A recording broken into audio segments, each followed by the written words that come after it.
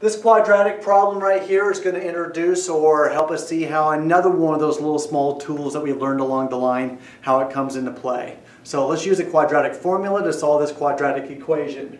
And I think you guys remember that first we probably should put it in standard form so we can accurately identify what are the a, b, and c coefficient variables to use. So this really is 3x squared plus 4x plus 2 equals 0. Where my A equals a 3, my B equals a 4, and my C equals a 2. And that's not a bad idea to write them out to the side, just so we kind of make sure we don't mess up somewhere.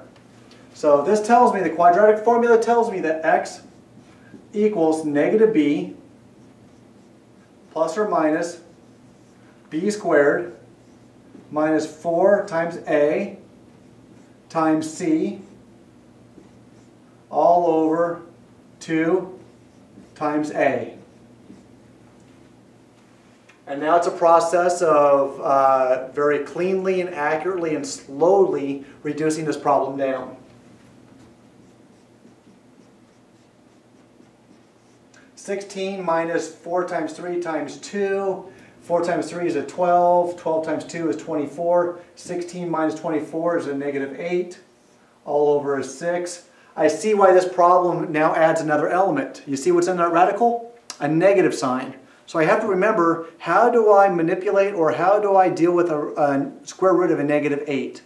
And remember, that's the introduction of that negative I, or that I component. So I have x equals negative 4 plus or minus, this becomes 2I root 2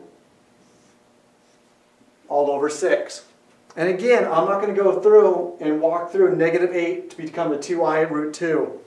I encourage you to go back to chapter 10 and look at that chapter again to kind of find out how did we do that.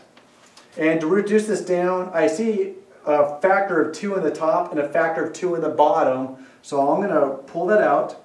So that becomes a 2 with a negative 2 plus or minus I root 2 all over 6. And the 2 and the 6, that's really a 1 and a 3.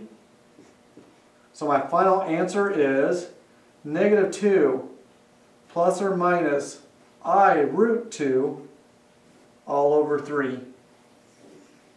And there's my two solutions to this particular quadratic equation.